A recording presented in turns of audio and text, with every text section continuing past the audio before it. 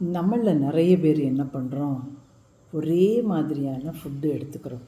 ஒரே மாதிரியான ஸ்நாக்ஸு, ஒரே மாதிரியான ஃப்ரூட்ஸு, ஒரே மாதிரியான வெஜிடபிள்ஸ் எடுத்துக்கிட்டே இருக்கிறோம் தொடர்ந்து. அதை நமக்கு மாற்றணுன்று கூட நமக்கு அது தோணும். ஏன்னா அந்த டேஸ்ட்டு நமக்கு அது பிடிச்சிருக்கு. இப்போ ஒரு பொட்டேட்டோ சிப்ஸு பிடிச்சிதுன்னு வச்சுக்கோங்களேன், அதே பொட்டேட்டோ சிப்ஸே நம்ம சாப்பிட்டுட்டே இருப்போம்.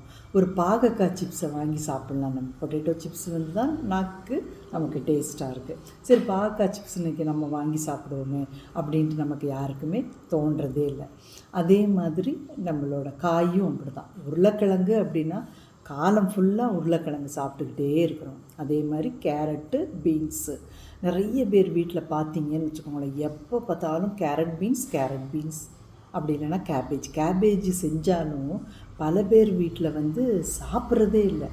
அந்த கேபேஜில் விட்டமின் கேயும் அவ்வளோ நிறைஞ்சிருக்கு அந்த கேபேஜில்.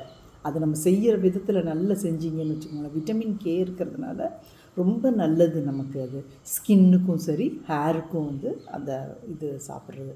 நீங்கள் ஒரு மாதத்தோட ஆவரேஜாக நான் எந்த காய் சாப்பிட்டேன் அப்படின்னு யோசித்து பார்த்தீங்கன்னா அது எப்படி இருக்கும்னு பார்த்தீங்கன்னா, கேரட், பீன்ஸ், அப்புறம் திருப்பி முட்டைக்கோஸ், திருப்பி ஏதாச்சும் ஒரு காய். இந்த கேரட் பீன்ஸ் எல்லார் வீட்லேயுமே திருப்பி திருப்பி சுற்றிக்கிட்டே இருக்குது. யார் வீட்டில் இந்த ஒரு மாதத்தில் ஆவரேஜாக நான் என்ன சாப்பிட்டேன் அப்படின்னு யோசிச்சு பாருங்கள். நான் ஒரு 5லேருந்து ஒரு 7 காய் சொல்கிறேன். இது அந்த மாதத்தில் நீங்கள் சாப்பிட்டு பார்த்தீங்களா, சாப்பிட்டீங்களா அப்படின்னு யோசிங்க. வெண்டைக்காய், கொத்தவரங்காய், அவரைக்காய், அப்புறம் பீக்கங்காய், சௌச்சௌ, அப்புறம் வெள்ளை பூசணி, மஞ்சள் பூசணி, இந்த காய்கறிகள், அதாவது நாட்டு காய்கறிகள் சாப்பிட்டீங்களா அப்படின்ட்டு யோசிச்சு பாருங்கள். எல்லார் வீட்லேயும் சாம்பாரில் போடுவோம். நம்ம வெள்ளை பூசணியை சாம்பாரில் போட்டு அப்படியே அந்த வெள்ளை பூசணியை அந்த பக்கமாக எடுத்து வச்சுட்டு வெறும் சாம்பாரை மட்டும் சாப்பிட்றோம். அப்போ நம்ம என்ன பண்ணுறோம், டெய்லி அதே சாம்பாரே எடுத்துகிட்ருக்கோம். அப்போ அந்த வெள்ளை பூசணியில் இருக்கிற அந்த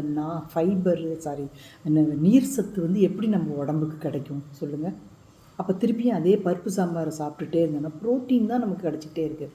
அந்த ப்ரோட்டீனோட அந்த கால்சியம், அயனு இதெல்லாம் சேர்ந்து கிடைக்கும்போது நமக்கு ஹெல்த்துக்கு ரொம்ப நல்லது. ஹேர் ஃபாலிங்கு, அப்புறம் ஸ்கின்னு, இதுக்கு எல்லாத்துக்குமே ரொம்ப நல்லது. அதே மாதிரி கொத்தரங்காய் எடுத்துக்கிறதே இல்லை. கொத்தரங்காய்க்கு பேர் கிளஸ்டர் பீன்ஸுன்னு நினைக்கிறேன் நான் இங்கிலீஷில். அந்த கொத்தரங்காவை அவ்வளோ ப்ரோட்டீன் ரிச் இருக்காது. கொத்தரங்காய் பாதி பேர் வீட்டில் எடுக்கிறதே இல்லை.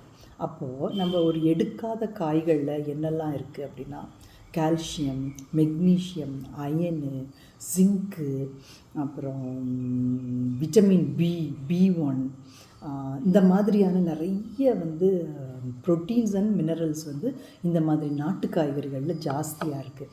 அது மாதிரி குடலை சுத்தம் பண்ணுறதுக்கு பாகக்காய் ரொம்ப நல்லது. குடல் சுத்தம் இல்லை அப்படின்னா நம்மளோட ஸ்கின்னு, ஹேரு கண்டிப்பாக இதாகிட்டே இருக்கும்.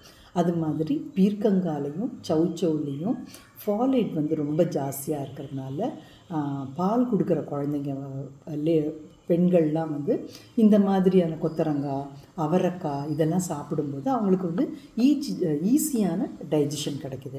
அது மாதிரி அவரைக்காவும் ஈஸி டைஜஷன். அதை கொஞ்சம் அடிக்கடி நம்ம உணவில் சேர்த்துக்கும் போது அது ரொம்ப அயன் ரொம்ப ஜாஸ்தியாக இருக்குது. அதை ஒரு குழம்பாச்சு வச்சு அதை நம்ம சாப்பிடணும் கண்டிப்பாக. இப்போ தொடர்ந்து ஒரே விதமான ஃபுட்டு நம்ம சாப்பிட்டுட்டே இருந்தோம்னா நமக்கு அந்த அளவுக்கு ஒரு பெனிஃபிட் பாடியில் கிடைக்கவே கிடைக்காது. ஓரளவுக்கு நார்மலாக தான் இருக்கும். நம்ம தான் சாம்பாரில் பூசணிக்காவை போட்டால் தான் பூசணியை தூக்கி வச்சிடுறோமே. நம்ம மஞ்சள் பூசணியில் பார்த்தீங்கன்னு வச்சுக்கோங்க, விட்டமின் ஏ இருக்குது, உங்களுக்கு ஜாஸ்தியாக இருக்குது. அதில் ஒரு கூட்டு செஞ்சு சாப்பிட்டு பாருங்களேன், அவ்வளோ டேஸ்ட்டாக இருக்கும். எப்போ பார்த்தாலும் நான்வெஜ் நம்ம என்ன பண்ணுறோம், எப்போ பார்த்தாலுமே நமக்கு பிடிச்சது நான்வெஜ் ரொம்ப ஜாஸ்தியாக இருக்குது. அந்த நான்வெஜ்ஜும் சாப்பிடுங்க, வேண்டான்னு நான் சொல்லவே இல்லை. அதோடு சேர்த்து மில்லட்டு, நாட்டு காய்கறிகள் இது எல்லாமே நீங்கள் எடுத்துக்கோங்க. எங்கள் கம்பெனிலேருந்து நாங்கள் என்ன பண்ணியிருக்கிறோன்னா சத்து மாவு. இந்த சத்து மாவு ஈஸி டைஜஷன் கிடைக்கும் உங்களுக்கு. இதில் நாங்கள் அந்த ஆல்மண்டோ, கேஷ்யூவோ, அப்புறம் பூசணி விதை இதெல்லாம் எதுவுமே நாங்கள் போடவே இல்லை. எல்லாமே மில்லட்டில் தான் நாங்கள் தயாரிச்சிருக்கோம். ஏன்னா ஆல்மண்டு இதெல்லாம் வந்து நம்ம தனிப்பட்ட முறையில் சாப்பிடலாம். மில்லட்டோட பலன் வந்து நமக்கு ஜாஸ்தியாக கிடைக்கும் அப்படின்றதுனால நம்ம வந்து இதில் அமிழிசை சத்து மாவும் நம்ம போட்டிருக்கோம்.